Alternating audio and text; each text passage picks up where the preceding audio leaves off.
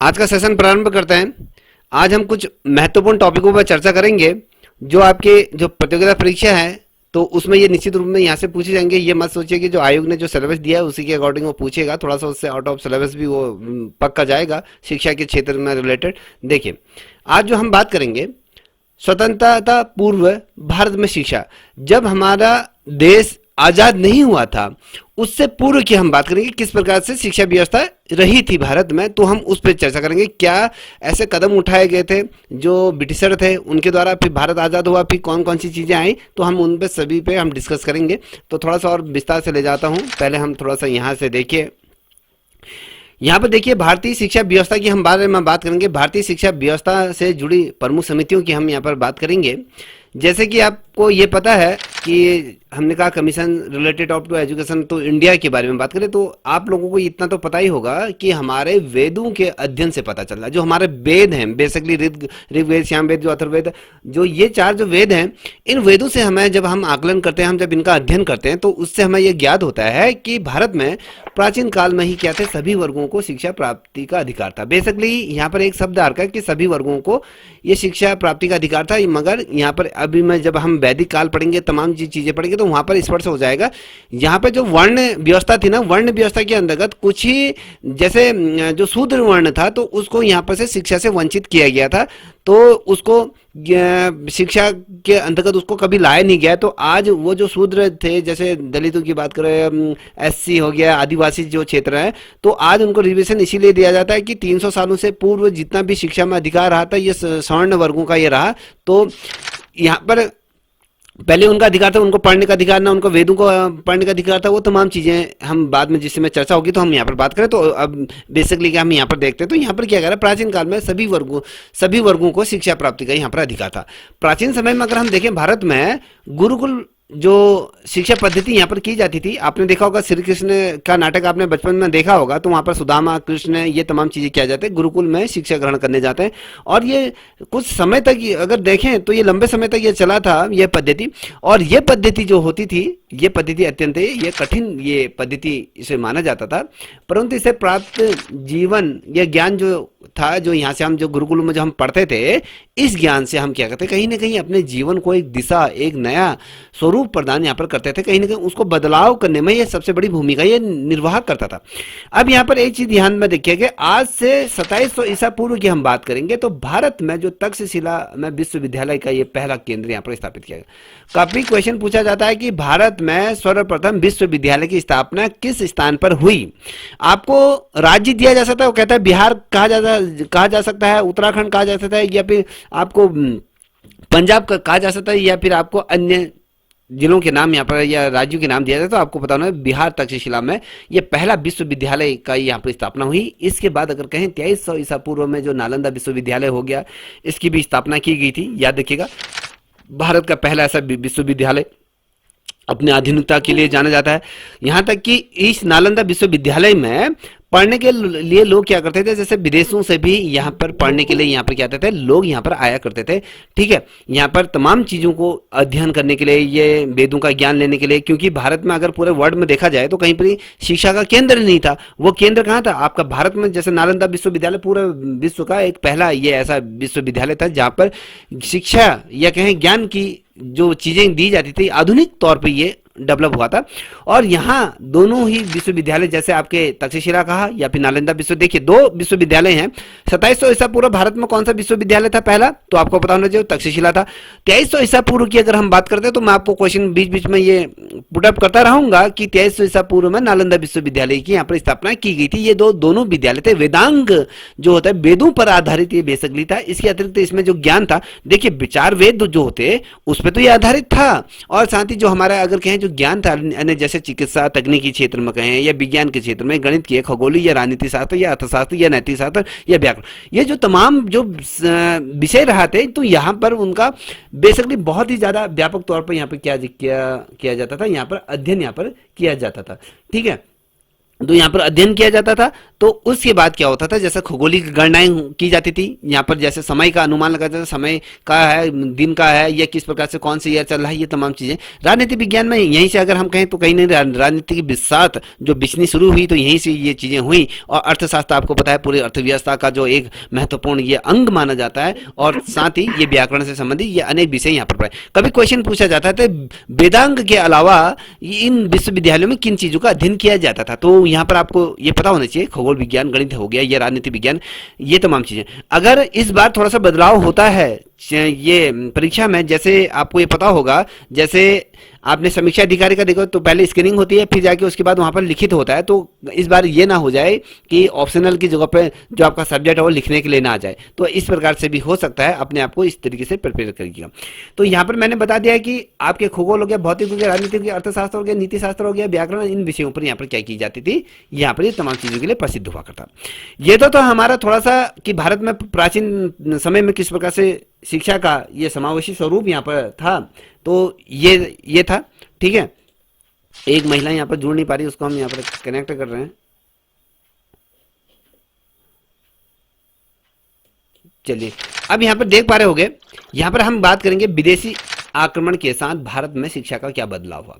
हम विदेशी आक्रमण किसे कहेंगे, चाहे वो मुगल काल में हुआ हो या फिर आपके ब्रिटिशरों के समय में हुआ, तो अलग अलग समय में अगर ये देखिए, चाहे मुगल आए हों चाहे ब्रिटिशर आए हों, तो उन्होंने ये नहीं कि शिक्षा को एकदम छोड़ दिया, उन्होंने भी शिक्षा के क्षेत्र में कहीं ऐसे क्रांतिकारी कदम उठाए थे। देखिए यहां पर कह रहा है कि भारत में ये शिक्षा का स्वरूप बदलाव विदेशी आक्रमणों के साथ ही शुरू हो गया था। कभी क्वेश्चन पूछा जाएगा भारत में जो शिक्षा का जो पैटर्न चेंज हुआ वो किसके आगमन से हुआ, तो यहां पर दिया जाएगा कि अलग अलग तरीके से दिया जा सकता है। तो आपको ये पता होना चाहिए कि जब विदेशी जो सल्तनत थी, चाहे वो मुगलों की बात करें या फिर आपके ब्रिटिशरों की बात करें, जब ये आई तो कहीं ना कहीं हमारे भारत में शिक्षा के क्षेत्र में कहीं ना कहीं एक टर्निंग पॉइंट आया। तो कहीं ना कहीं वहां पर एक बदलाव हमें देखने को मिला। कई बार अगर हम बात करें जो भारत में शिक्षा प्रणाली में बदलाव किया गया, समय समय पर बदलाव हुए हैं, आज भी वर्तमान समय में भी हो रहे हैं। तो लेकिन इससे सबसे ज्यादा बदलाव ब्रिटिशरों हुकूमत के समय में हुआ, उतना मुगलों के समय में नहीं हुआ। क्योंकि मुगलों की अगर मैं बात करूं, अगर आपने मुगल पढ़ा है तो मुगलों का क्या हुआ, मुगल किस, अगर हम मुगल कहते हैं ना, अगर मुगल जो शब्द आया है ना बेटा, आप ये देखिए, अगर मुझे कोई बता सकता है कि मुगल शब्द कहां से आया है, कोई बताएगा? जैसे हम मुगल शैली बोलते हैं, मुगल शैली कहां से जन्म हुई? मुगल शैली क्या हुआ, जो ये ईरानी शासक थे, देखिए जो ये हम जिनको मुगल कहते हैं ना, बाबर पहली दफे आया था, ठीक है। बाबर का जब आगमन भारत में हुआ तो उस टाइम पर ये एक ईरानी शासक था, क्योंकि ईरानी सभ्यता था, पाश्चात्य संस्कृति का हम जिसे बोलते हैं, ये पाश्चात्य संस्कृति था।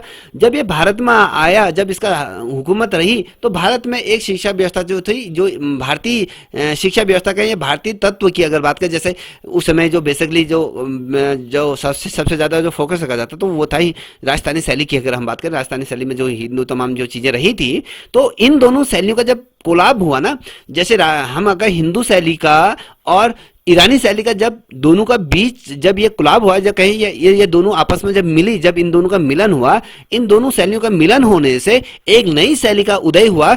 उस शैली को हम क्या कहते हैं, मुगल। आज आप लोगों को ये पता होगा कि मुगल जो शब्द निकला, ये भारतीय और जो पाश्चात्य शैली जो ईरानी शैली है, इन दोनों का मिश्रण से जिस शैली का उदय हुआ, जिस सल्तनत का उदय हुआ, उसे मुगल सल्तनत कहा जाता है। याद रखिएगा, ये मुगल कहीं दूसरी जगह से ये आया शब्द नहीं है, ये भारत में ही इस शब्द का उत्पत्ति हुई थी, याद रखिएगा। भारत में आज के शिक्षा प्रणाली का एक सिरा आजादी के पूर्व, जो हम अगर बेसिकली अगर हम ध्यान दें, तो अगर हम 1500 या 10 जो अगर हम कहें 1026 से अगर बात करें, 1516वीं शताब्दी की मध्य की बात करें, जब फिर उस टाइम पे तो मुगलों का था, उसके बाद 16वीं शताब्दी से 19वीं शताब्दी की अगर हम बात करें तो ये ब्रिटिशरों का था। तो इन दोनों की अगर हम बात करें तो हम बात करते हैं कि भैया जब आज़ादी के पूर्व, हम जब भी आप अगर पॉलिटिकल साइंस पढ़ते हो या कोई भी सब्जेक्ट पढ़ते हो, तो हम कहाँ से पढ़ते हैं, जो 1947 जो भारत जब आज़ाद हुआ उसकी पूर्व संध्या की हम बात करते हैं, ठीक है। पूर्व संध्या का मतलब जो ब्रिटिशरों का समय था। तो ब्रिटिशरों के समय में भारत में जो शिक्षा के क्षेत्र में नए नए बदलाव हुए, या कहें उसमें एक टर्निंग पॉइंट आया उनके समय में। तो आज की प्रणाली का देखें तो भारत में आज़ादी की जो पूर्व जो ब्रिटिशों हुकूमतों की दिनों की तरफ हम आपको मैं लेके चल रहा हूँ। ये जो नोट्स हैं ये हस्त निर्मित नोट्स हैं, ठीक है, याद रखिएगा। तो उस तरफ मैं ले जा रहा हूँ। तो दूसरा सिरा होता है कि स्वतंत्रता प्राप्ति के बाद जो हमारी कहानी गढ़ी गई शिक्षा के क्षेत्र में, क्योंकि मैंने कल आपको मोटा मोटा आपको बता दिया था राधा कृष्णन आयोग का गठन क्यों किया था। हमने जब कहा था कि भारत जब भारत स्वतंत्र हो गया, भारत के सामने अपने आप को रिप्रेजेंट करने के लिए किसी वैश्विक देशों के सामने अपने आप को रिप्रेजेंट करना है ना, तो जब उनको सामने जब हमें रिप्रेजेंट करना है तो हमें उतना बौद्धिक हमारा क्षमता हमारा ज्ञान भी तो होना चाहिए। हम ऐसे नहीं कि अन्य देशों के सामने मुंह खड़े बिना ज्ञान के मुंह खड़े उठाए वहां पर खड़े हो जाएं, मगर हमें भी अपनी पूरी तरीके से तैयारी होनी चाहिए। तो ये तमाम चीजें हमने बात करें, एक तो पूर्व की बात करेंगे, एक जो है कि जो शिक्षा जब हम स्वतंत्रता प्राप्त होगी थी उसकी बात से संबंध।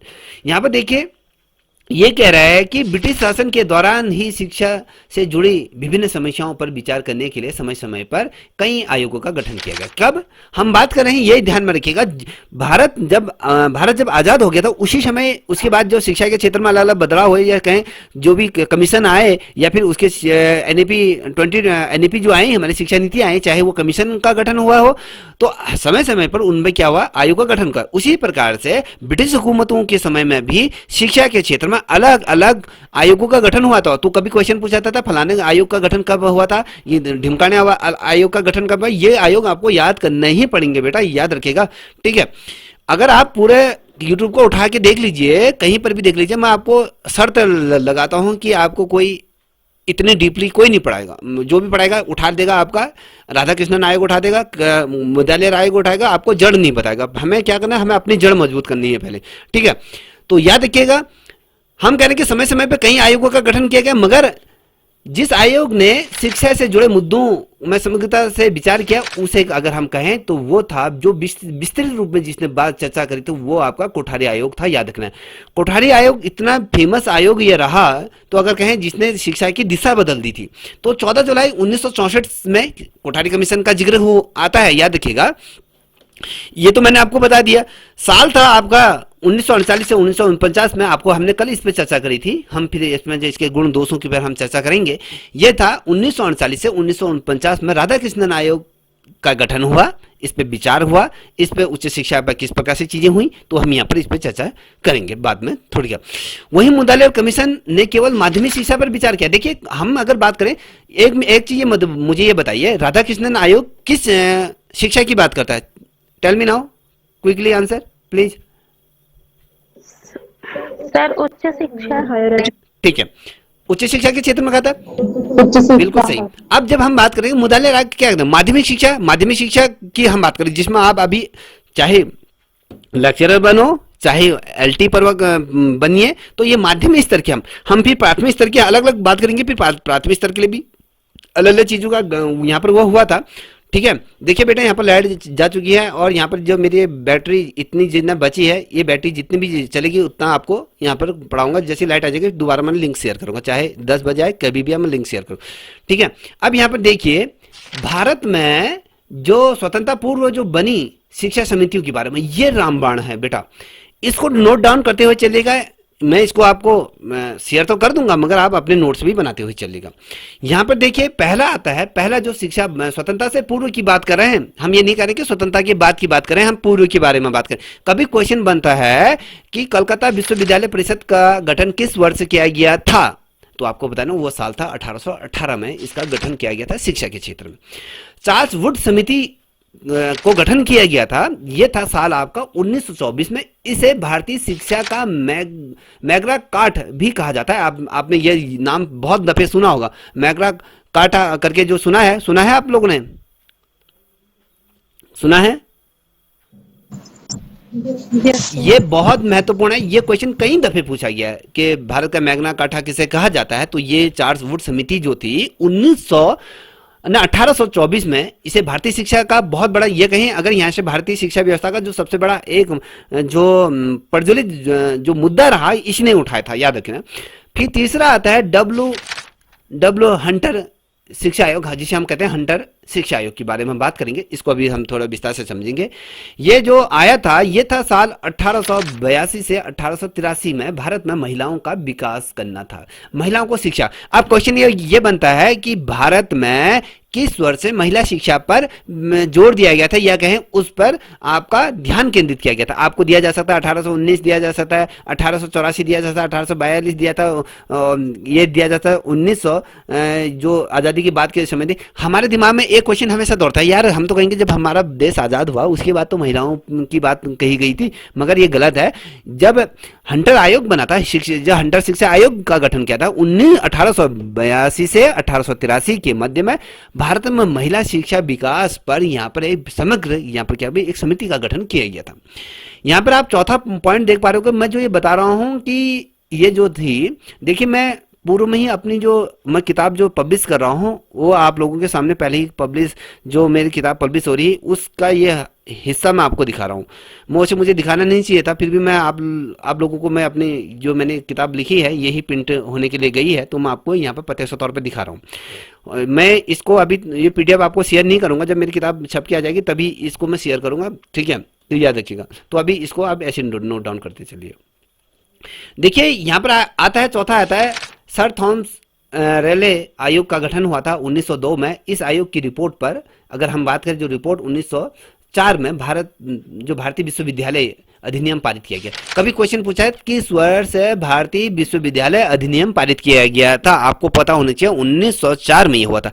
जिस दिन मैं टेस्ट लूंगा तो याद रखना, मैं यहीं से इतने ही डीपली आपको पूछूंगा। मैं पूछूंगा कि भारत में महिला शिक्षा पर विकास कब किया गया था, तो आपको ये मुझे स्पष्ट तौर पर बताना होगा कि सर फलाने फलाने तिथि को ये किया गया था, तो याद रखें। तो ये चीज़ें मैं बहुत डीपली बता रहा हूँ। अब यहाँ पर देखिए कि S.E. सैंडलर आयोग का गठन किया गया था, ये भी बहुत ज़्यादा महत्वपूर्ण है। तो ये किया गया था 1917 में। स्कूली शिक्षा को 12 वर्ष करने का सुझाव जो दिया था, कभी क्वेश्चन पूछा जाता है बेटा, याद रखेगा कि वह कौन सा आयोग था जिसने स्कूली शिक्षा को 12 वर्ष का सुझाव दिया गया था। आपने देखा होगा कि जो 1 से लेकर 12 वर्ष तक हम कह रहे हैं 1 2 3 4 5 6 7 8 9 10, हम 12 तक तो ये स्कूल पढ़ते हैं ना, हाँ या ना।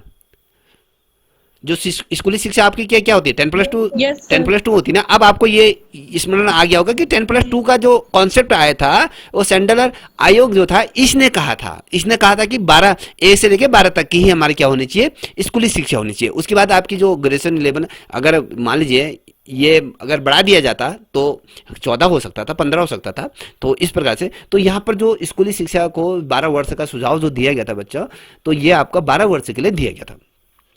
छठा है, देखिए छठा है सर फिलिप हंटोगस, क्या है ये समिति जो 1929 में आया था, ठीक है।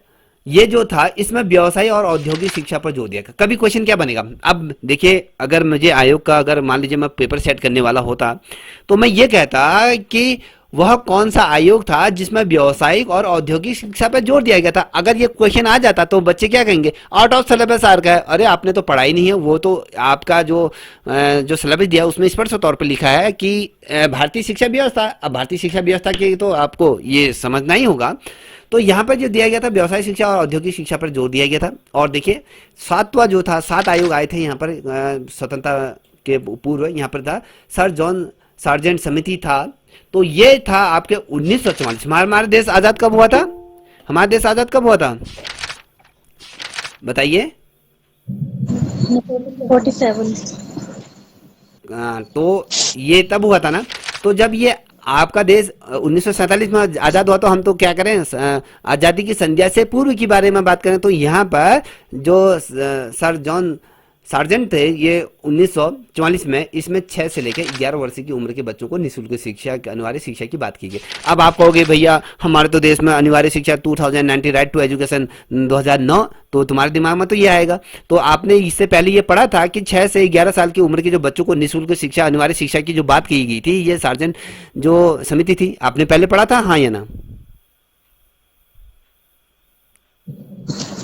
No sir. ठीक है, तो हम इतना आपको डीप में ले जा रहा हूँ, ठीक है। इतना डीप अगर मैं आपको ले जा रहा हूँ तो आपको भी मेहनत करनी ही होगी बेटा, याद रखिएगा। मैं तो कर ही रहा हूँ, तो आपको भी उसमें अपना योगदान देना होगा। अब देखिए यहां तक हमने पढ़ लिया।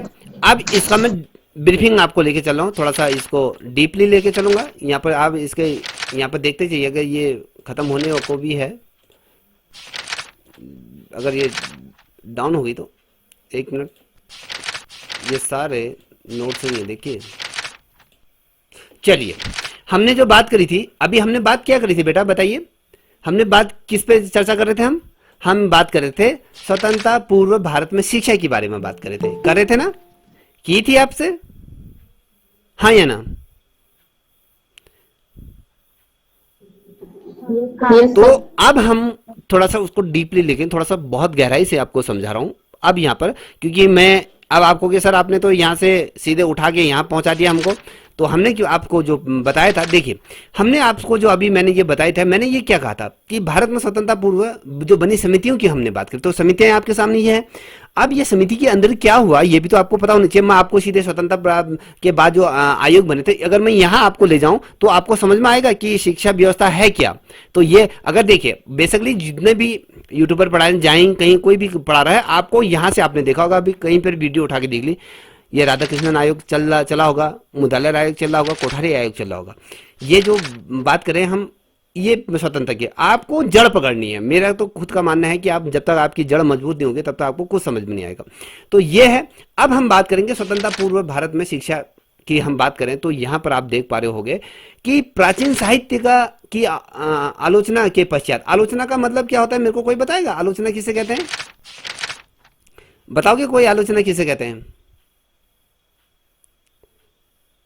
प्रवक्ता की तैयारी कर रहे हैं, क्रिटिसिज्म करना किसी, हाँ बोलिए, बेबाक होकर बोलिए। सर उसके गुण गुण और दोषों की चर्चा करना। गुण और दोषों की चर्चा करना कह रहे हो, ठीक है। दोषों की, हम विवेचना की बात करते हैं, ठीक है। तो अब यहाँ पर देख पा रहे होगे, बिल्कुल सही। अब देखिए प्राचीन साहित्य की जो आलोचना के पश्चात हमने कहा कि उस पर डिस्कस करिए, हम उसकी कमियां, दोष, गुण जो भी हैं, हमने उस साहित्य के बारे में बात। तो ये किसके द्वारा की गई थी? ये लॉर्ड मैकाले हैं, याद रखना है, ये लॉर्ड मैकाले जो हैं इनके द्वारा की गई थी। अब क्वेश्चन क्या पूछा जाता है कि भारतीय प्राचीन साहित्य की आलोचना किसके द्वारा की? तो ये लॉर्ड मैकाले हैं। इन्होंने सन 1813 में एक अज्ञात पत्र या आज्ञा पत्र की विवेचना की अपने ढंग से। याद रखना, जो कभी क्वेश्चन पूछा गया कि अज्ञात पत्र की विवेचना किस शख्स द्वारा की गई थी? बच्चों ये आपको याद रखना चाहिए, आपको पता होना चाहिए ये जो विवेचना की गई थी ये लॉर्ड मैकाले द्वारा की गई थी। तो जिस दिन आपको टेस्ट होगा तो आपने अगर आंसर नहीं दिया तो मेरे से बुरा भी कोई नहीं होगा, इतना ध्यान रखिएगा। आपका पैसा खर्च हो रहा है, ये नहीं कि आपको ये चीजें नहीं आए। अब हम बात करेंगे जो इन्होंने विवेचना की गई थी तो किस ढंग से की गई थी। अब इनके हम कुछ प्रमुख तत्वों के बारे में हम यहाँ पर आपको समझने की कोशिश करेंगे। देखिए कहते हैं कि साहित्य की पहला पॉइंट आपको रखते हैं, साहित्य शब्द जो इस आज्ञा पत्र में प्रयुक्त किया गया था। साहित्य शब्द, हमने कहा साहित्य के बारे में बात कर रहे हैं तो साहित्य में एक शब्द आता है, जो शब्द जो था उस आज्ञा पत्र में प्रयुक्त किया गया था। और इसका जो तात्पर्य जो होता है साहित्य से ही नहीं, प्राच्य साहित्य से नहीं वरन अंग्रेजी साहित्य से है। देखिए हम हिंदी साहित्य को लेके नहीं चले, क्योंकि ये किसके समय में हुआ? ब्रिटिशों के समय में हुआ। तो ब्रिटिशों के समय में हिंदी साहित्य तो होगा नहीं, इसको हमने किस में रखा? अंग्रेजी साहित्य से इसको लेके चल रहे। जो मैकाले थे, मैकाले ने विद्वान शब्द की व्याख्या इसी ढंग से की गई थी। कभी क्वेश्चन क्या बनता है कि शिक्षा जगत में विद्वान शब्द की जो व्याख्या किस शख्स द्वारा की गई थी, वो कौन सा ऐसा दार्शनिक था जिसने ये व्याख्या की थी? आपको पता होना चाहिए वो दार्शनिक कौन था। तो दार्शनिक आपको पता होना चाहिए कि भैया ये मैकाले था। मैकाले के अनुसार इनके द्वारा तो किया गया था ना। और इनके अनुसार अगर हम देखें भारतीय विद्वान जिसे जॉन लॉक और के दर्शन में मिलता है, और मार्टिन की जो कविताओं का ज्ञान यहाँ पर से हमें थोड़ा मिलता है। तो याद रखिएगा, इसको थोड़ा सा नोट कर लीजिए। जब हम बात करेंगे इसके अनुसार, अगर देखें बेसिकली जो मैकाले के अगर हम आधार पर देखें तो अंग्रेजी विश्व की क्या सर्वोत्तम भाषा है। हमने आपको एक सामने यहाँ पर एक शब्द रख दिया मैंने कि अंग्रेजी जो है विश्व की सर्वोत्तम भाषा के रूप में हमने इसको माना। अगर हम इसको मान रहे हैं तो ये लेके चले कि वैश्विक स्तर पे तो इंग्लिश का ज्ञान हमें होना बहुत जरूरी है। तभी तो हमने जब हमारा जो शिक्षा आयोग आता तो हमने सीधे गठन किसकी बात करी थी? हमने कहा था कि भैया शिक्षा, उच्च शिक्षा पे हमने क्या था फोकस रखना था, उच्च शिक्षा को ही ज्यादा हमने मानना था। तो उच्च शिक्षा को इसलिए माना कि हमने वहाँ पर बेहतरी, इसलिए तमाम चीजों को इसलिए बेहतर करने की कोशिश करी थी कि हम वैश्विक स्तर पे या कहें अंतर्राष्ट्रीय स्तर पे हम अपने आप को रिप्रेजेंट कर सकते हैं। तो शिक्षा के माध्यम से तो हम किसी कहीं पर ही अपने आप को रिप्रेजेंट करेंगे ना, तो बिना शिक्षा के माध्यम से हम अपने आप को रिप्रेजेंट नहीं कर सकते। रिप्रेजेंट करने का एक माध्यम हमारा जो है तो वो आपकी शिक्षा है। तो इसीलिए जो जब आज़ाद हुआ था देश, उसके बाद जो पहली जो जिस पे ज़्यादा चर्चा की गई थी वो आपके राधा कृष्णन आयोग पर ही चर्चा की गई थी, याद रखिएगा। अब ये देखिए, ये कहता है कि वैश्विक जो भाषा रही थी वो अंग्रेजी रही थी और भारत में इसकी शिक्षा दी जानी चाहिए क्योंकि शासक तथा उच्च वर्ग इसका उपयोग ही करते थे। अब कौन करता था? आपके ब्रिटिशर हुकूमत थे ना। अब भारत तो अन्य तमाम अलग अलग क्षेत्रीय भाषाओं पर ये था। अब मान लीजिए आपका लॉर्ड मैकाले है या जितने भी जो शासक रहे, चाहे आपके जो वायसराय रहे हैं या फिर बड़े बड़े जो उच्च पदों पर कंपनी के जो बड़े बड़े शासन को नेतृत्व में जो करते थे, अब उनसे वार्तालाप करने के लिए, ये तमाम चीज़ें करने के लिए, कंपनी के कार्य करने के लिए, अगर आप पॉलिटिकल साइंस पढ़ कर देखें, भारत को एक सशक्त बनाने के लिए कहीं ना कहीं अंग्रेजों का सबसे बड़ा योगदान रहा शिक्षा के क्षेत्र में। तो इन्होंने उन बंदों को पढ़ाना शुरू करा क्योंकि कंपनी की देख रेख कौन करेगा? ज़्यादा तो इंग्लैंड से तो आ नहीं सकते थे, तो यहीं से तो उनको भरपाई यहीं से करनी थी, कॉस्ट कम हो, लागत कम हो, ये तमाम चीज़ें। तो यहाँ पर इसीलिए ये उच्च वर्ग कौन थे? शासक वर्ग था। और जो भारत में जो उस समय अपनी पैठ रखते थे तो उन लोगों में ये क्या थी, इस शब्द का प्रयोग किया जाता है, इस भाषा का। अंग्रेजी भाषा द्वारा ज्ञान के विशाल भंडार को प्राप्त किया जा सकता था। अंग्रेजी एक ऐसा माध्यम है जिसे हम ज्ञान के भंडार को प्राप्त कर सकते हैं। अंग्रेजी ही नव जागरण का एकमात्र साधन है। क्वेश्चन पूछा जाता है वह कौन सी भाषा है जो नव जागरण का एकमात्र साधन है? हिंदी, अंग्रेजी, फ्रेंच या कन्नड़ा? ये आता है तो आपको ये आप लिखोगे हिंदी तो माइनस मार्किंग, तो आप लिखोगे अंग्रेजी तो 1 नंबर। तो ध्यान में रखिएगा, छोटी छोटी चीजें नोट डाउन करनी। फिर आप कहोगे आउटर सिलेबस आया है, तो आउटर सिलेबस तो आएगा ही। जब ये चीजें नहीं आएंगी तो आपको आउटर सिलेबस ही सारी चीजें लगेंगी। ठीक है, अब बात करेंगे बेटा, विश्व के उन्नतशील राष्ट्र अंग्रेजी बोलते हैं। हमने आपसे पहले जब हमने राधा कृष्णन आयोग की चर्चा करी थी तो हमने उस समय चर्चा करी थी ना कि किस चीज को सर्वाधिक रूप में महत्व देना है, किस चीज को देश की जो रीढ़ की हड्डी जो रहेगी वो शिक्षा रहेगी। किसी भी देश का विकास करने के लिए, उसको वैश्विक स्तर पर उठाने के लिए, तो वहाँ की जो शिक्षा व्यवस्था होगी वही बेहतरीन होगी ना, तो उस पर ही सर्वाधिक रूप में बल दिया गया था। तो इतना आप लोगों के समझ में आ रहा है, हाँ या ना? हाँ सर। आ रहा है ना? जी सर। ठीक है, इतना आप लोगों को समझ में आना। देखिए मेरी बैटरी भी, आप लोगों को मेरी बैटरी का शो दिखाई दे रही है? देखिए ये 5 मिनट और बैटरी चलेगी, जैसे ही लाइट आ जाएगी दोबारा मैं लिंक शेयर करूंगा, तब फिर जुड़ जाइएगा। ठीक है सर, नव जागरण क्या है?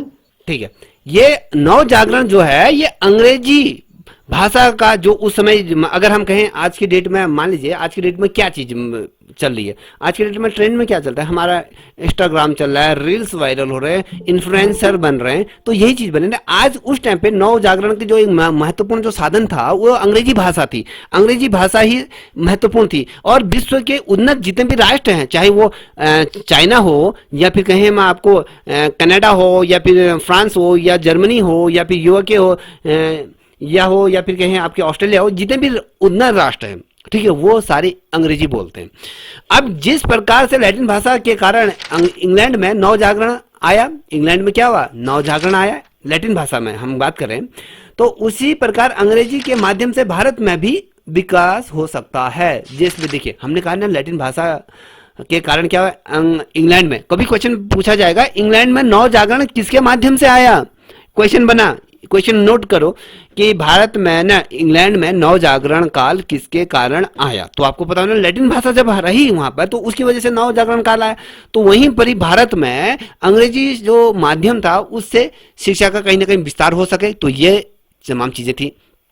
अब बात करेंगे यहाँ पर, देखिए मैकाले के इन विचारों को तत्कालीन गवर्नर जो रहे थे उस टाइम पे उन्होंने स्वीकार कर लिया कि यार मैकाले ने तो बहुत अच्छी बात करी, ये बंदे ने जो बात कही है तो हम इससे भारत को कहीं ना कहीं डेवलप कर सकते हैं, क्योंकि हमने 200 साल यहाँ राज करना, लंबे समय तक करें, तो हमें अपनी ग्रोथ को इम्प्लीमेंट करनी है। तो हम कहीं ना कहीं अपने एक अगर अंग्रेज अगर भारत नहीं छोड़ते तो लंबे समय पर अगर अभी हम हुकूमत नहीं, हम उनके अधीन होते हैं, जुम्मे जुम्मे तो हमें 75 साल अभी हो रखे हैं, तो यहाँ पर देखिए मैकाले का ही सुझाव था। कभी क्वेश्चन पूछा जाता है किसका सुझाव था कि अंग्रेजी शिक्षा व्यवस्था को भारत में लाने के लिए जो सुझाव दिया गया था, ओवरऑल कौन था? मैकाले था। तो बेटा ये आप देख पा रहे होगे ये बैटरी डाउन हो रही। इससे पहले तो मैं आपको अभी लाइट आती है तो तुरंत आपको मैं लिंक शेयर कर रहा हूँ दोबारा, फिर जुड़ जाइएगा, ठीक है।